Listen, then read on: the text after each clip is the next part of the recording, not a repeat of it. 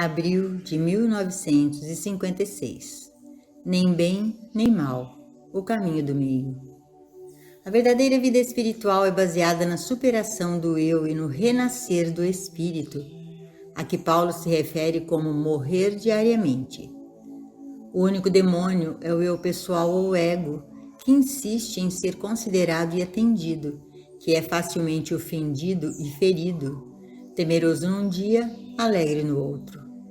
No mundo físico e na maioria das religiões teológicas e metafísicas, é considerado suficiente nos livrarmos dos aspectos negativos, superando o pecado, a doença e etc.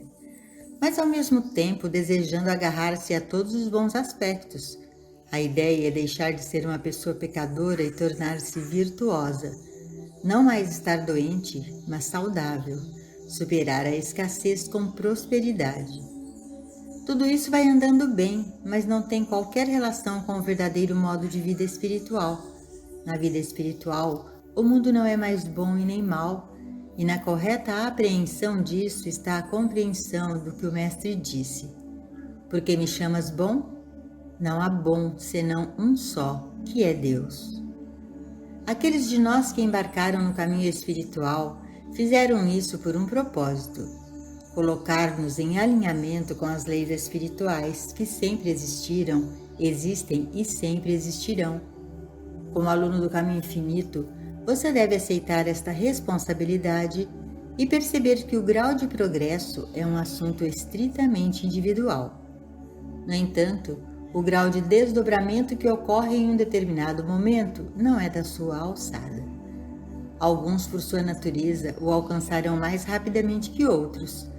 Mas independente do tempo, o árduo trabalho é a aceitação individual dessas leis espirituais e a subsequente superação do eu pessoal. Isso você deve fazer por si mesmo.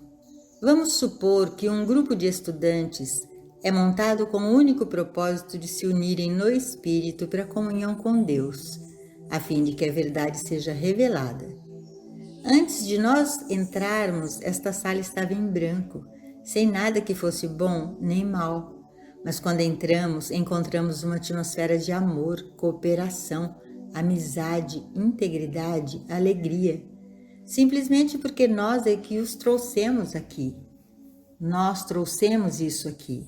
Não há conflito nem desavença, porque cada um veio no espírito de amor, de verdade, harmonia, paz, alegria, no espírito de compartilhar, receber do Pai e não uns dos outros. Ninguém tem a ideia de se beneficiar de outro, sabendo que qualquer benefício será procedente do Pai e dentro de cada indivíduo.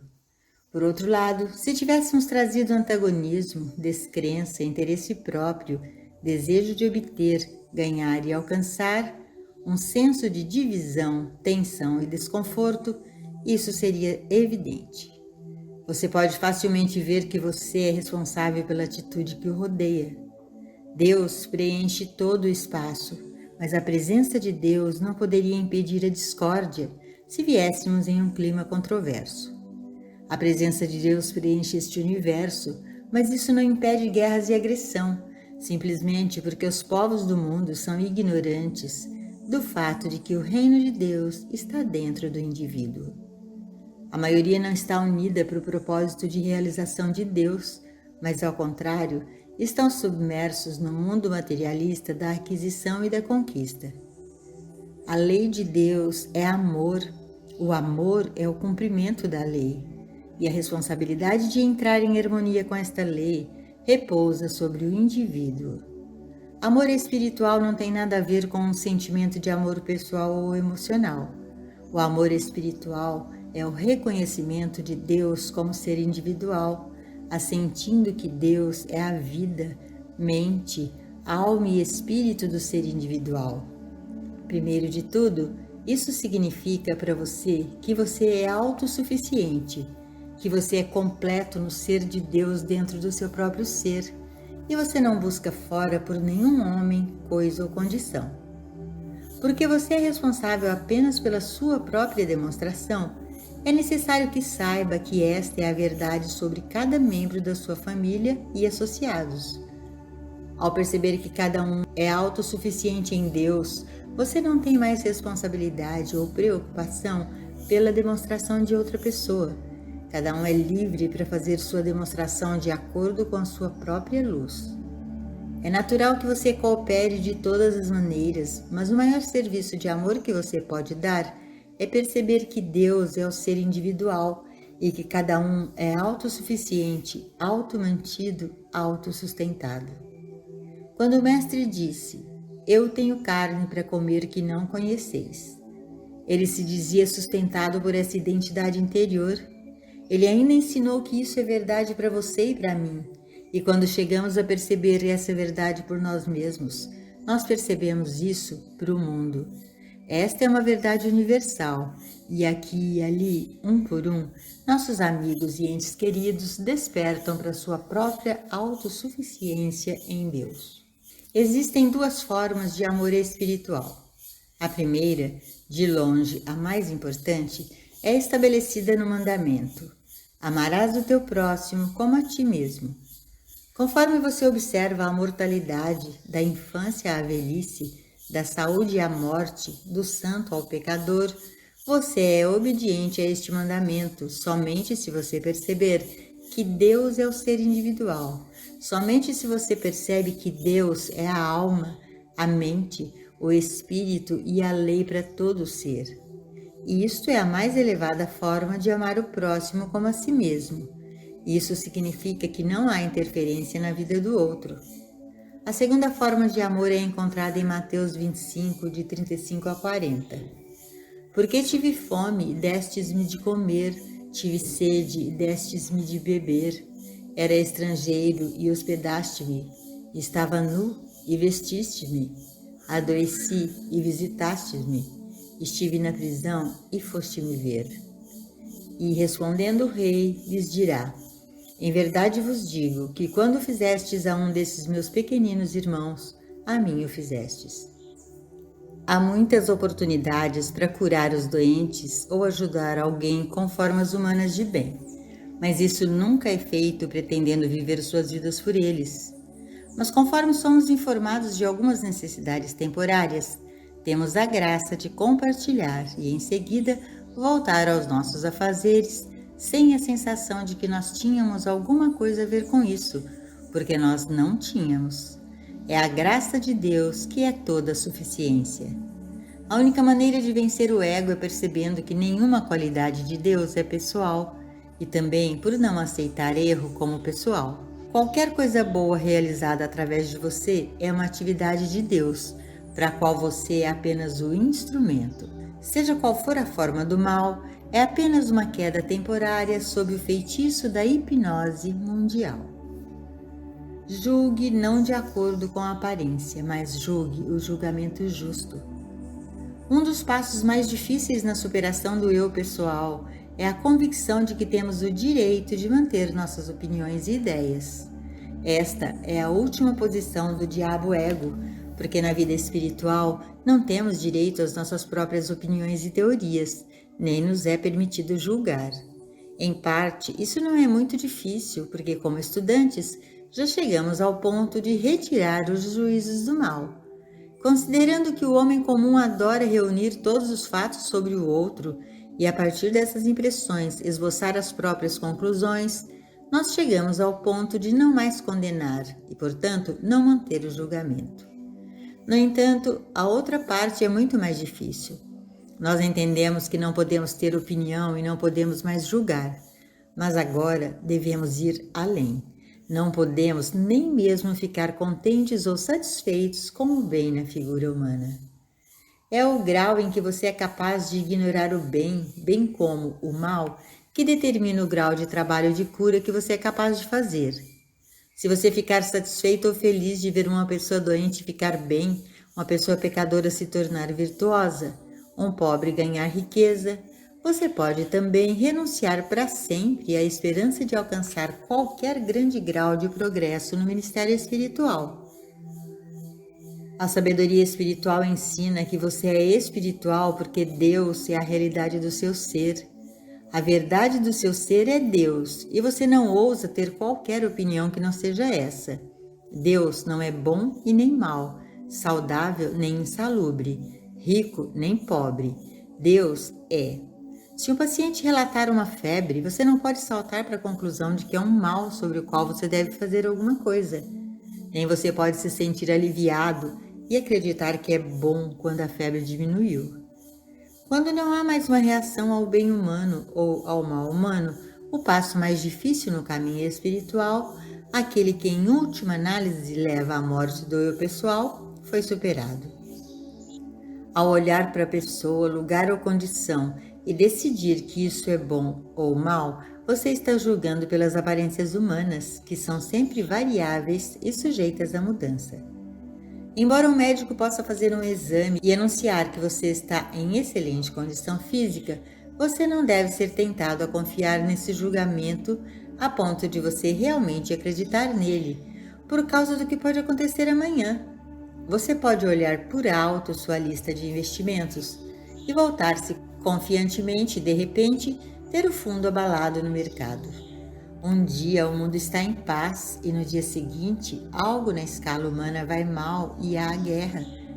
Se você está julgando pelas aparências, assumindo indevida censura do mal e prazer indevido do bem, em qualquer dos casos, mais cedo ou mais tarde, você entra em dificuldades. Mas se você constantemente mantém diante de sua visão o infinito invisível, você está julgando um julgamento justo. Nunca pode haver qualquer certeza sobre uma boa ou má pessoa, coisa ou condição lá fora no mundo humano. Mas se sua fé, confiança, esperança e expectativa estão na convicção de que o infinito invisível é espírito imutável, você está julgando o justo julgamento. E em desconsiderar a cena humana, você encontrará o infinito invisível se manifestando em sua experiência.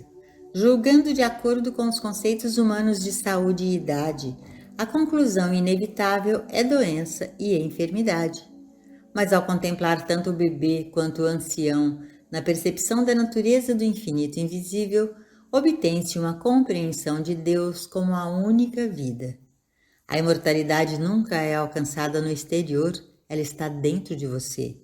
O corpo por si só não tem capacidade, é apenas um instrumento para sua crença ou conhecimento, e você pode mostrar toda a crença humana de idade ou doença ou limitação, ou pode reconhecer o infinito invisível como sua única capacidade e qualidade, e aí você tem um vislumbre de Deus como o único ser, trazendo assim a verdadeira visão da imortalidade. O corpo pode ser um instrumento espiritual ao perceber que Deus é sua única força e medida de sua capacidade. Esta foi a percepção de Paulo quando ele disse: "Tudo posso em Cristo que me fortalece", com o que ele quis dizer: eu posso fazer todas as coisas através de Cristo, que é a minha única força e vida. Em sua própria experiência, a saúde e a abundância podem ser geradas pela percepção de que a saúde e o suprimento são de Deus.